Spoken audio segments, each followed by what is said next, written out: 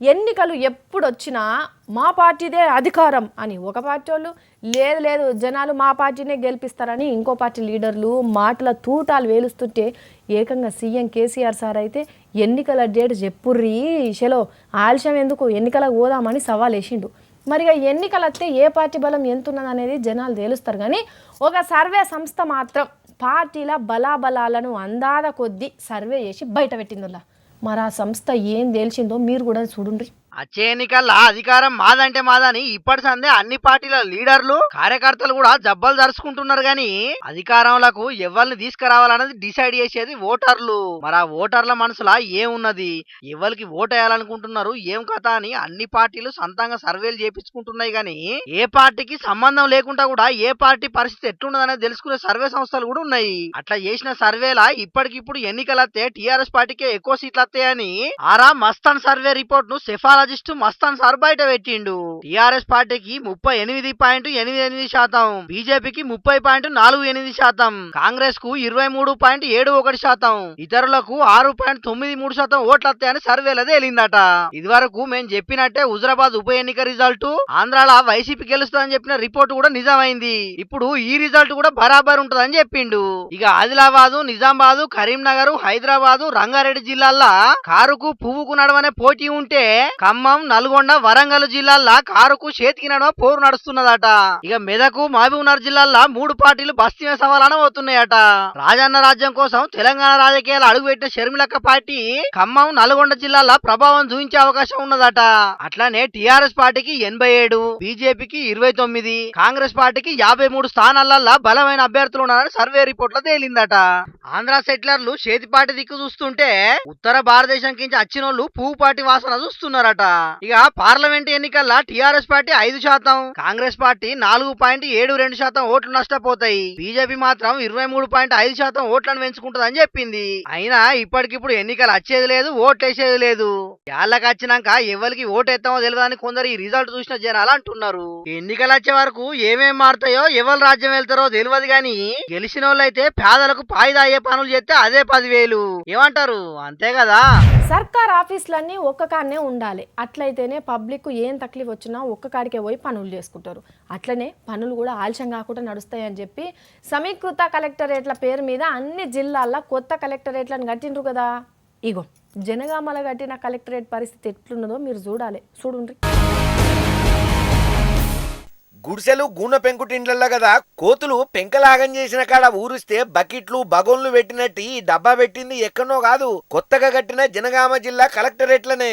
అవును, సకల సౌలతులతోని గట్టిగా కలెక్టర్ ఆఫీస్ ను ఆగమేఘాల మీద ఆగమాగం కట్టిండ్రు గాని నాణ్యత పాటియ్యకపోవట్లా ఇట్లా ఊరుస్తున్నది. జనగామ జిల్లా కలెక్టర్ ఆఫీస్ ను స్వయంగా సీఎం సారే ఈ ఏడాది ఫిబ్రవరిలో చాలు చేసిండు. అంటే కలెక్టర్ ఆఫీస్ చాలు చేసి 5 నెలలు కూడా గడవక ముందే ఇట్లా ఊరుస్తున్నది అన్నట్టు. శానా జాగాలల్ల గోడలు మొత్తం గోడలు పదునెక్కి రంగు కూడా మారిపోయినాయి. ఏళ్లకేళ్లు చెక్కు చేరకుండా ఉండాల్సిన కొత్తగా కట్టిన ఆఫీసులు ఏడాది కూడా కాకముందే ఊరుస్తే అవి ఎన్ని రోజులుంటాయి, ఏం కథ అని గరానికి వస్తున్నారు ఈ ముచ్చట తెలిసిన అక్కడి పబ్లిక్. చెప్పేటోనికి సిగ్గు లేకున్నా ఈనేటోనికి మానం ఉండాలి అన్నట్టు ఇంత అధ్వానంగా కట్టిన కాంట్రాక్టర్ కు సిగ్గు లేకున్నా దాని పనితీరును పర్యవేక్షించిన అధికారుల కన్నా ఉండాలి కదా. సీఎం కేసీఆర్ సారు ముందు చూపుతోని భవిష్యత్తులో వచ్చే అవసరాలను దృష్టిలో పెట్టుకుని కడుతున్నామని చెప్పినా నిరీగింత నాశరకంగా పనులు చేస్తుంటే అక్కడ అధికారులు ఏ గుడ్డి గుర్రం పనులు దోమబోయినట్టు ఏం కథ అని కలెక్టర్ ఆఫీస్ కదా తెలిసిన పబ్లిక్ కసుబుసులాడుతున్నారు. ఇగో దీన్ని చూసిండ్రా, పెద్దపల్లి జిల్లా మంతనీల కొత్తగా కట్టిన మాతా శిశు ఆరోగ్య కేంద్రం ఇది.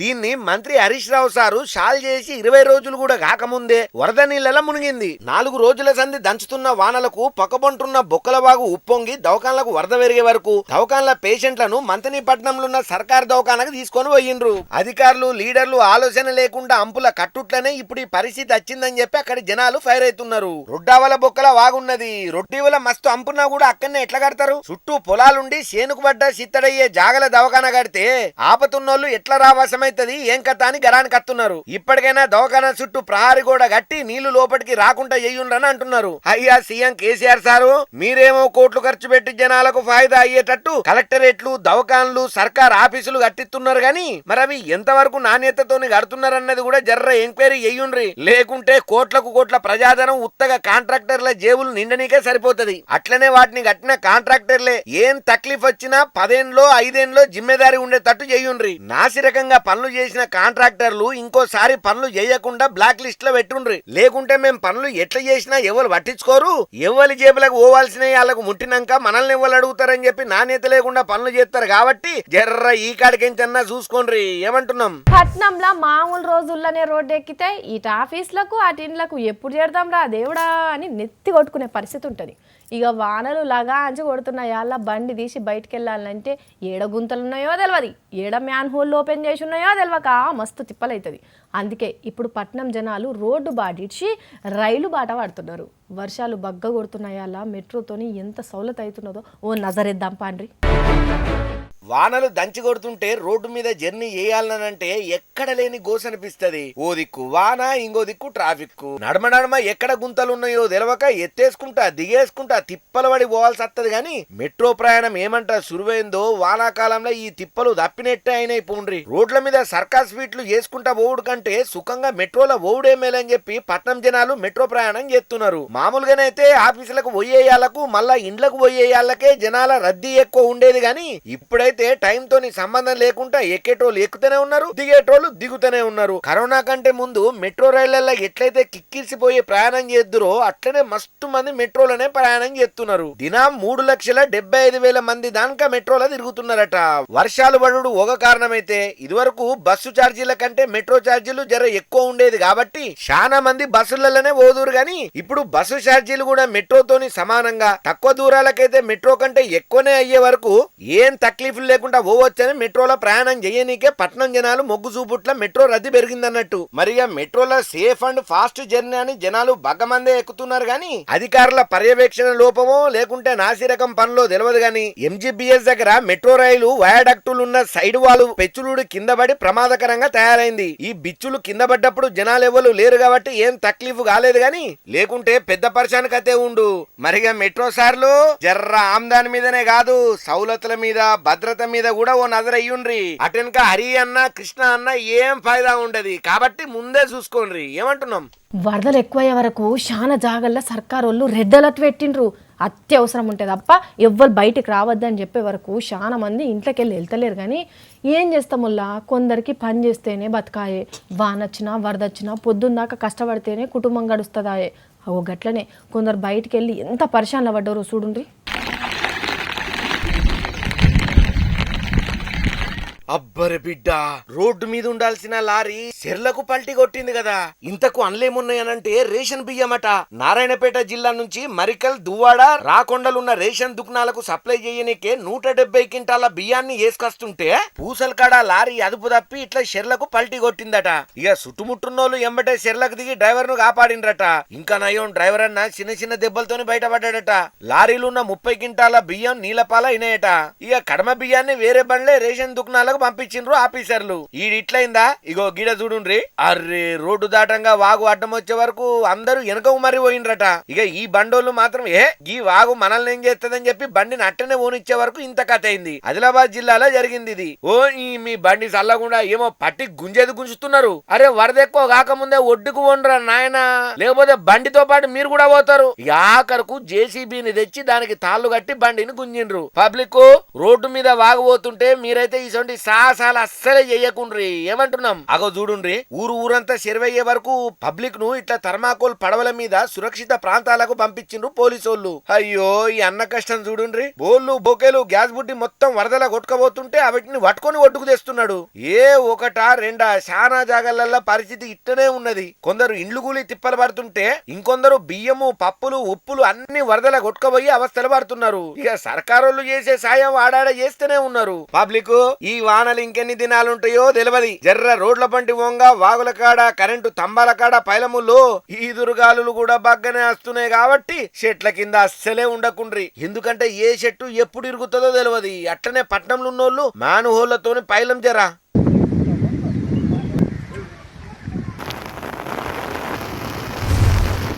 పిల్లగాళ్ళు తెలంగాణలో మళ్ళీ మీ బళ్ళకు 3 రోజులు సెలవులు ఇచ్చారు. ఈ వానలు చూస్తేనేమో రేపు ఇంకా ఏ తిరగకూడతాయో ఏం చేస్తాయో అనేది కూడా తెలియదు. మళ్ళీ మీరు ఏ వాళ్ళకు మళ్ళీ బల్ల ముఖం చూస్తారో తెలియదు కాబట్టి మీకు నేను చదువు చెప్తా రాసుకోరి.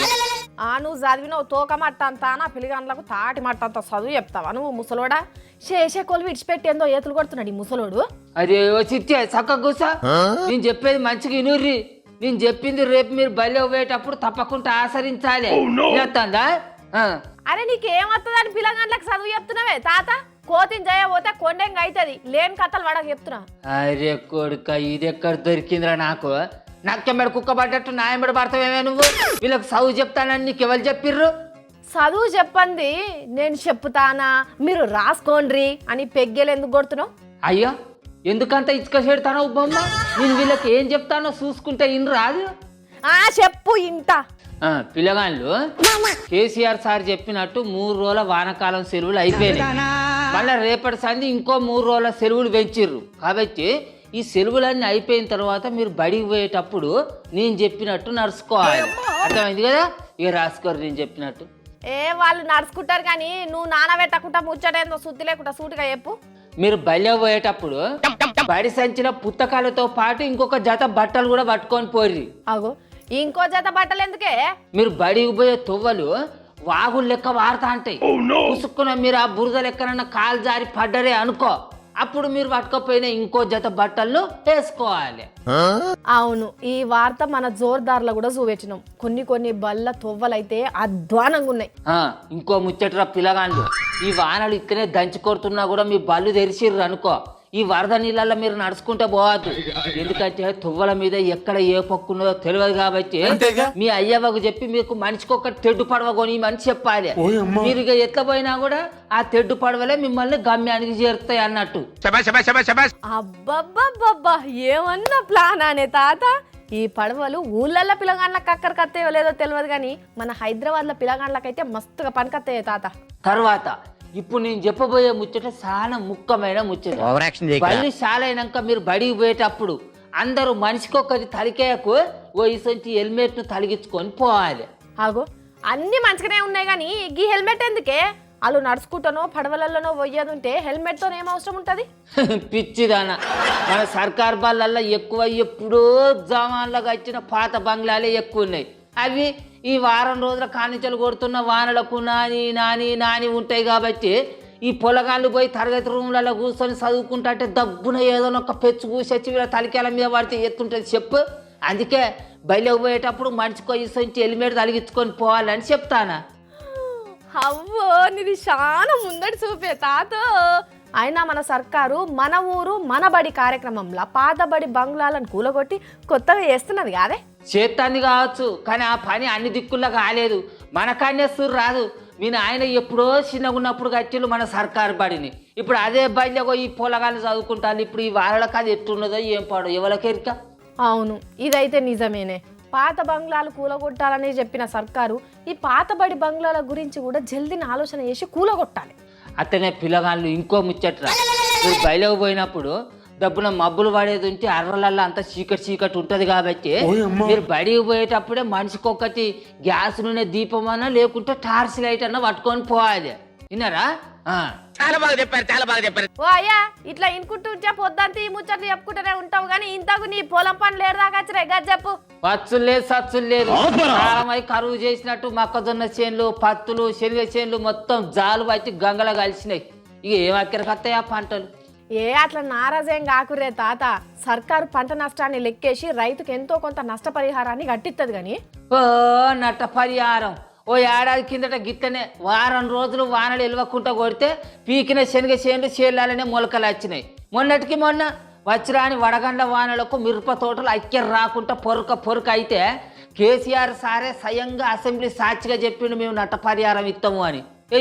ఇప్పటి వరదాకా రూపాయి గచ్చికి లేదు. అవును, ఇదైతే నిజమేనే తాత. అప్పటి ప్రకటించిన పంట నష్ట పరిహారాన్ని ఇంతవరకు ఇయ్యలేదు.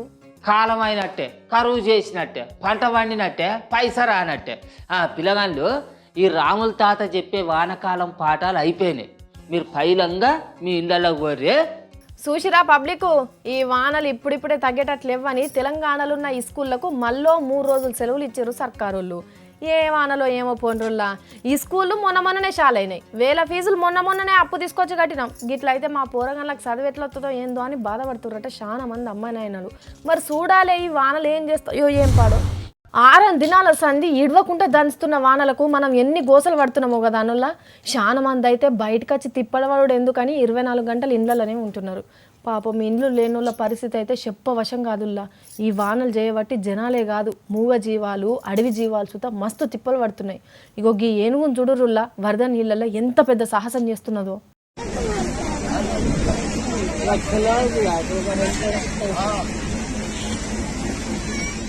అబ్బరే బిడ్డ చుట్టూ నీళ్ళ ఏనుగు మీద మావటి. అయ్యో వరద నీళ్లు చేయబట్టి అంత పెద్ద జీవికి ఎంత కష్టం వచ్చిందో చూడుండ్రి. బీహార్ రాష్ట్రం రాఘవపూర్ కాడ దంచి కొడుతున్న ఆనలకు గంగానది పొంగి పొర్లే వరకు చుట్టుముట్టున్న ఊళ్ళు మొత్తం ఆగమైనాయి. అయితే వరద నుంచి సురక్షిత ప్రాంతంకు ఈ ఏనుగును తీసుకుపోవాలంటే పెద్ద పడవ కావాలనంట. కానీ మావటి తానాన్ని పైసలు లేకపోయే వరకు ఎక్కువ ఆలస్యం చేస్తే ఇంకా వరద పెరిగే ప్రమాదం ఉన్నదని చెప్పి ఆ వరదలనే దాని మీదెక్కి ఏదైతే అదైతుందని ఒడ్డుకు చేరే ప్రయత్నం చేసిండు మావటి. ఇంత పెద్ద వరదల 1 కాదు 2 కాదు దగ్గర 3 కిలోమీటర్లు ఈదుకుంటా ఒడ్డుకొచ్చిందట ఏనుగు. ఇక ఒడ్డునున్నోళ్ళు వరదల ఈదుకుంటొస్తున్న ఏనుగును చూసి వీడియో తీసి ఇంటర్నెట్ లో పెడితే ఏనుగు సాహసం అదూర్సన్ అంటున్నారు చూసిన వాళ్ళంతా. కానీ చూడుండ్రి ఓ దిక్కు మొత్తం మనిషి మునిగిపోతున్నా కూడా నీళ్ళల్లో అలలు జోరుగా వస్తున్నా కూడా తొండాన్ని మీదికి లేపుకుంటా 3 కిలోమీటర్లు ఈదుకుంటూ వచ్చిందనంటే నిజంగా ఈ ఏనుగు చాలా గ్రేటే కదా. ఇంత సాహసం చేసి దాని పానాలు కాపాడుకున్నాడే కాదు యజమాని పానాలు కూడా కాపాడిన ఈ ఏనుగును హారం చేయాల్సిందే. ఇదే కాదు ఈ ఆనలు చేయబట్టి ఊళ్ళల్లో బర్రెలు గొర్రెలు కూడా మస్తు అవస్థలు పడుతున్నాయి పాపం. ఇక మరి ఇయ్యాల కూడా కొన్ని లిల్లీ ఫుట్ ముచ్చట్లను మూట కట్టుకొచ్చిన ముళ్ళ మీకోసమే. ఇక అవి కూడా సూరు రాదురి.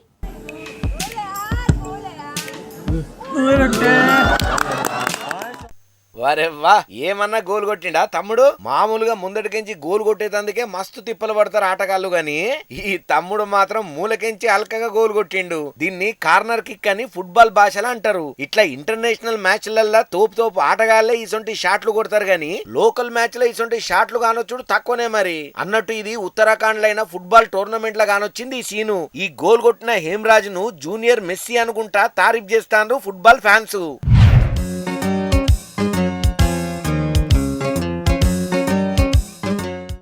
వాయమ్మనే వాగు దాటేతందుకు పెద్ద స్కెచ్ చేసిండ్రు కదా ఇల్లు. బుడ్డోన్ని అండగిన్నెల దించి ఉప్పొంగుతున్న వాగుల పానాలకు తెగించి ప్రయాణం చేసిండ్రు. అండగిన్నెను తల్లొక దిక్కు తండ్రొక దిక్కు పట్టుకొని కుత్కెలలోతు నీళ్ళల్లా అవతల ఒడ్డుకు మస్తు తిప్పలు పడుకుంటా ప్రయాణం చేసిండ్రు. పిల్లగాడు తడవకుంటా మునగకుంటా మంచిగానే ఉపాయం చేసిండ్రు గాని వరద స్పీడ్ పెరిగితే ఎట్లుండునో ఏమో కదా. అన్నట్టు ఇది ఛత్తీస్గఢ్ రాష్ట్రం సుక్మా కాడి దండకారణ్యంలా ఫోన్ కెమెరాలకు చిక్కింది. ఇగో ఈయననైతే సినిమాలో చూపెట్టినట్టే తీగల బ్రిడ్జి మీద పెద్ద సాహసమే చేస్తున్నాడు. ఇంకో దిక్కు వాగు దాటేతందుకు చెట్టునే బ్రిడ్జి లెక్క చేసిండ్రు జనాలు. ఈయన్నే కాదుల్లా అంతటా గిట్టనే ఉన్నది ఈ వానలు వరదలు చెయ్యంగా. జనాలు చూస్తున్నారు కదా జర పైలములో.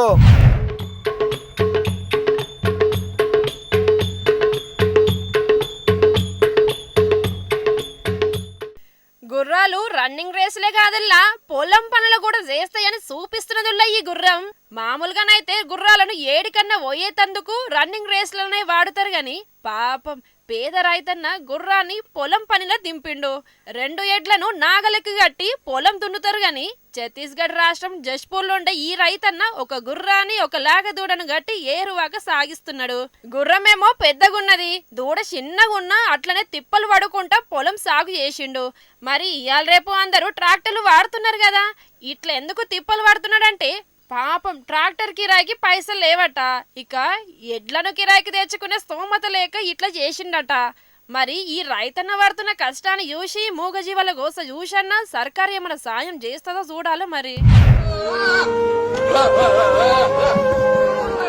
అయ్యో పాపం ఎక్కెక్కేడుస్తున్నది కదా మేకపోతూ. చిన్నప్పటి సంది పానమోలే పెంచిన ఓనర్ ను ఇడిచిపెట్టేతందుకు మనసు రాక అచ్చం మనుషులే కౌగలించుకొని ఏడుస్తున్నది. ఓనరు అమ్మేతందుకు మార్కెట్ కు తీసుకుపోయి మేకపోతును బేరానికి పెడుతుంటే దుఃఖం ఆపుకోలేక ఎక్కెక్కేడిచింది మేకపోతు. పాపం మరి ఈయనకు అప్పులాయనో ఎట్లనో అమ్ముదామని పోతే మేకపోతు ఏడ్చేటాలకు ఈ అన్న కూడా కండ్ల నీళ్లు తీసిండు. మనుషుల నడమనే ప్రేమలు దూరం అవుతున్నా ఈసొంటి మూగ జీవాలు ఉన్నాయనంటే చాలా గ్రేటే కదా అనుల్లా. మరి ఇది ఏమో తెలియదు గానీ ఇంటర్నెట్ లో ఇరుగా మరగా వైరల్ అవుతాంది. మనుషుల కంటే మూగజీవాల దోస్తానే మస్తు బెటర్ అనుకుంటా కామెంట్లు పెడుతున్నారు జంతు ప్రేమికులు.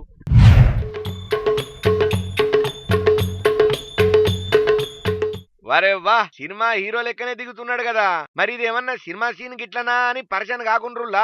ఇది రియల్ సీనే గాని పోలీస్ కార్ల దిగేటైనా పోలీస్ కాదుల్లా, రియల్ గన్ పట్టుకున్న డమ్మీ పోలీస్. కాకీలను గజం దూరం కించి చూస్తేనే గజగజ వణుకుతారు కామన్ పబ్లిక్. మరి గింత ధైర్యం ఎవరుకుంటదనంటే పట్నం చంద్రాయనగుట్ట పోలీస్ స్టేషన్ పరిధిలా పార్కింగ్ జాగాల ఒక పెట్రోల్ బండి ఆగుంటే బుడ్డ తుపాకీతోని ఫోజులు కొట్టుకుంటా రీల్స్ చేస్తున్నారట బద్మాష్ గాన్లు. లైకుల కోసం పోలీస్ కార్లనే ఎట్లా పడితే అట్లా వాడుతున్నారు బట్టెబాజ్ గాన్లు. నిత్యం నిఘా కళ్ళతోని పట్నాన్ని కాపాడే పోలీస్ అన్నలు మరి కార్ల మీద నిఘా పెట్టకుండా ఏం చేస్తున్నారో మరి. అయ్యా పెద్ద సార్లు, మరి ఇట్లా అడ్డగోలుగా రీల్స్ చేసి పోలీస్ పతారా ఓగొడుతున్న బద్మాష్ గాన్లను దొరకబట్టి కార్లను ఇంతలగా గైడ్స్ పెడుతున్న పోలీసోళ్లకు సరిపోయే శిక్ష వేసి లా అండ్ ఆర్డర్ ను కాపాడుండ్రు అనబట్టిండ్రు కామన్ పబ్లిక్. బహుళ ఇక గివి ఇయాటి కే వెంకన్న జూనియర్ కాలేజ్ చింతలు తాన్నాక మరియు 49 సంతాన సాఫల్య కేంద్రం వారు సమర్పించు అండ్ ఈశ్వరప్ప హోమ్ క్లినిక్ సహా సమర్పించు మన జోర్దార్ వార్తలు. మళ్ళా జోర్దార్లా మళ్ళీ జోర్దార్గా కలుద్దాం. అప్పటిదాకా చూస్తూనే ఉండురి హెచ్ఎం టీవీ. టాటా.